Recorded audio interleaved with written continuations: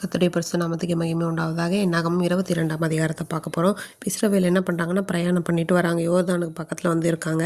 இஸ்ரவேலர் வந்து எமோரியருக்கு செய்ததெல்லாம் ஒருத்தர் கேள்விப்பட்டார். அவர் பேர் என்னென்னா பாலாக். அவர் வந்து சிப்போரின் குமாரனாகிய பாலாக். அவங்க வந்து என்ன பண்ணுறாருனா, இந்த ஜனங்கள்லாம் நிறைய பேர் இருக்காங்க, இஸ்ரவேல் புத்திரெல்லாம் ரொம்ப பேர் இருக்காங்கன்னு அவருக்கு வந்து ஒரு கலக்கம் வந்துடுது. அவர் என்ன பண்ணுறாருனா, அங்கே இருக்கிற மீதியானோட அந்த மூப்பரெல்லாம் பார்த்து சொல்கிறாங்க, மாடு வந்து புல்லை மேய்கிறது மாதிரி இந்த ஜனக்கூட்டையெல்லாம் நம்மளை மேய்ஞ்சி போட்டுரும் அப்படின்னு சொல்லிட்டு சொல்கிறார். அது இவர் வந்து யாரோட அதுக்கெல்லாம் தலைவர், அதாவது ராஜா அப்படின்னு பார்த்தீங்கன்னா மோவாப் அப்படிங்கிறவங்களுடைய தலைவன் தான் வந்து ராஜா தான் இந்த பாலாக்கு.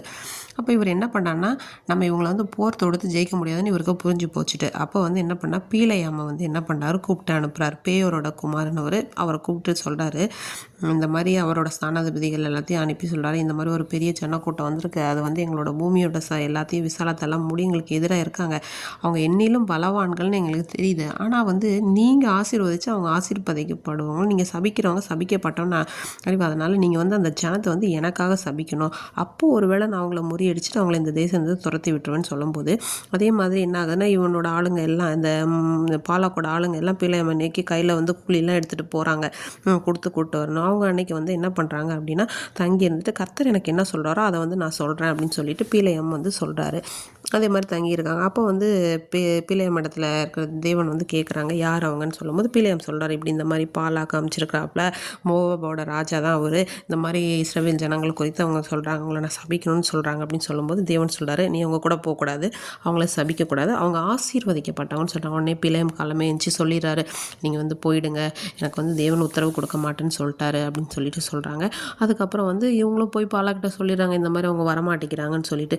திரும்பவும் என்ன பண்ணுறா, அதை விட பெரிய ஆளுங்களை இந்த பாலாக்கு வந்து அனுப்புகிறாரு. அனுப்பி பிள்ளையம் கிட்ட பேசுகிறாரு, உங்களுக்கு என்ன வேணாலும் தரேன், என்ன சொல்கிறார், வீடு நிறைய வெள்ளி தரேன், பொண்ணு தரேன், எல்லாமே சொல்கிறாங்க. அப்போ வந்து மறுபடியும் என்ன பண்ணுறாங்க அப்படின்னா, இந்த பாலாக்கோடைய ஊழியக்காரருக்கு பிரதியுத்தரமாக இந்த பீலையம் சொல்கிறாரு, நீ என்ன கொடுத்தாலும் எனக்கு வேண்டாம், தேவனுடைய கட்டளை நான் மீற மாட்டேன்னு சொல்லிட்டு, அதே மாதிரி இருந்தாலும் நீங்கள் நைட்டு தங்குங்க, நான் தேவன் கிட்ட கேட்டு சொல்கிறேன் போது தேவன் வந்து என்ன பண்ணுறாருன்னா, காலையிலே வந்து சொல்கிறார், சரி நீ அவங்க கூட போ அப்படின்னு சொல்லி போகும்போது தேவனுடைய கோபம் வந்து அவருக்கு வந்து இது மூழ்குது. ஏன்னா முதல்ல தேவன் போக வேணான்ட்டார், திரும்பவும் தங்க வச்சுட்டு நான் வந்து போட்டுமான்னு கேட்குறாரு இல்லையா, அதனால தேவன் வந்து போன்னு சொல்லிட்டார். இப்போ ஆனாலும் அவருக்கு கோவம். அப்போ வந்து அவருடைய தூதனார் வந்து உருவின பட்டயத்தோடு நிற்கிறாங்க. இது அந்த கழுதை தெரியுது, ஏன் கழுதை போகலை, ஒதுங்கி நிற்கிது அப்படின்னு சொல்லிட்டு இது பண்ணும்போது கழுதையோட வாயை வந்து கர்த்தர் தொட்டு அதன் மூலம் என்ன பண்ணுறாரு அப்படின்னா பேச வைக்கிறேன், நீங்கள் இப்படி அடிக்கிறதுக்கு நான் என்ன பண்ணினேன் அப்படின்னு சொல்லிட்டு நீ என்ன பரியாசம் பண்ணுற அப்படின்னு சொல்லும்போது, ஒரு கத்தி மட்டும்தான் உன்னை வெட்டி கொண்டு போட்டோன்னு சொல்லும்போது உன்னை கழுதை சொல்லுது, இது வரைக்கும் நான் உங்களுக்கு ஏதாவது என்ன பண்ணியிருக்கேன், கெட்டது பண்ணியிருக்கேனா, இப்போ ஏன்னா கர்த்தர் வந்து வழியில் நிற்கிறான்னு சொல்லும்போது அவனுடைய கண்கள் திறக்கப்பட்டு அவன் என்ன பண்ணுறான்,